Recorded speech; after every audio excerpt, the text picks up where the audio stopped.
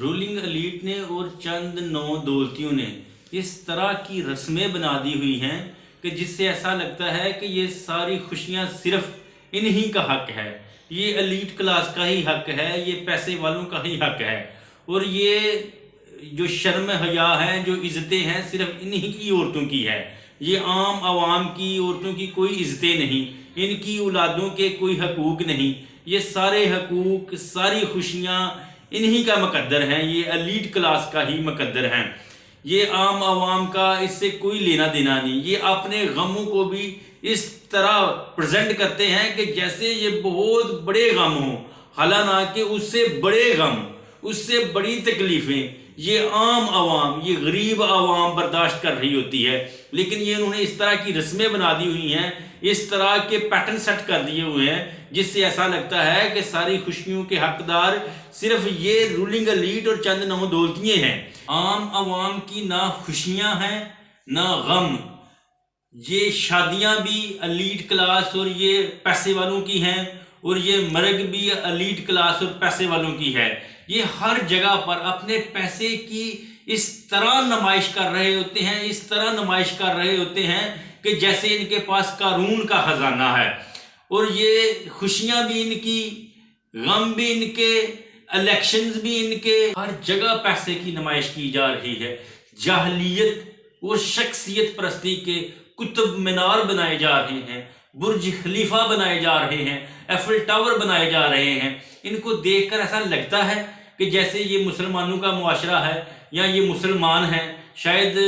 اسی کو دیکھ کر علامہ اقبال نے فرمایا تھا، خزاں میں ہو تم نصارا تو تمدن میں ہنود، یہ مسلمان ہیں جنہیں دیکھ کر شرمائے یہود۔ یہ جاہلیت کے اس قدر جاہلیت سرایت کر گئی ہے کہ اگر ہمارے ہاں کوئی پڑھا لکھا، سمجھدار، کمپیٹنٹ، لائق، مڈل کلاس شریف تھانے دار آ جائے نا، تو یہ کہتے ہیں کہ کی ہجڑا آ گیا، جو عزتیں کر رہا ہے عورتوں کی، ماؤں بہنوں کی، یہ کیسا ہجڑا ہے۔ اور اس کے برعکس اگر کوئی بدماش، بدتھاہور، چرس مافیا کا سرگنا، ماؤں اور بہنوں کی عزتیں لوٹنے والا، زانی، شرابی، چرسی، لوگوں کو گالیاں دینے والا اگر کوئی تھانے دار آ جائے تو یہ کہتے ہیں، یہ جاہلیت میں ڈوبے ہوئے کہتے ہیں، جنا آ گئی بھئی، بندے دا پتر آ گئی۔ ہمارے ہاں جاہلیت اس قدر سرایت کر چکی ہے کہ جو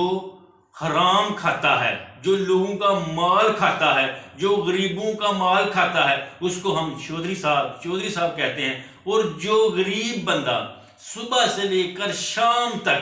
اپنے بیوی بچوں کے لیے، اپنے ماں باپ کے لیے حق حلال کی روزی کماتا ہے، محنت کرتا ہے، مشقت کرتا ہے، ہم اس کو کمی کہتے ہیں، ہم اس کو کمین کہتے ہیں۔ دیکھیں ہماری ذہنی پسماندگی کس لیول کی ہو چکی ہے کہ ظالم معاشرے میں، بے حس معاشرے میں،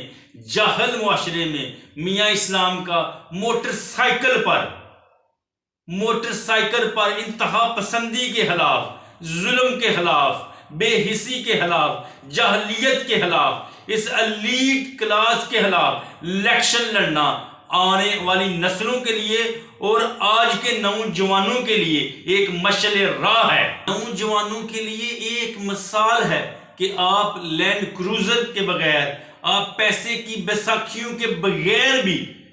ظلم کے خلاف اٹھ سکتے ہیں، ظلم کے خلاف لڑ سکتے ہیں، جاہلیت کے خلاف لڑ سکتے ہیں، انتہا پسندی کے خلاف لڑ سکتے ہیں۔ آپ کو لینڈ کروزر اور پیسے کی بیساکھیوں کی ضرورت نہیں، آپ کے پاس صرف جذبہ ہونا چاہیے، آپ کے پاس جنون ہونا چاہیے، آپ کے اندر ولولہ ہونا چاہیے۔ وہ تو پتھر ہیں جو بکھر جاتے ہیں ٹکڑے ہو کر، بلند حوصلے والے بھی کبھی مسمار ہوا کرتے ہیں۔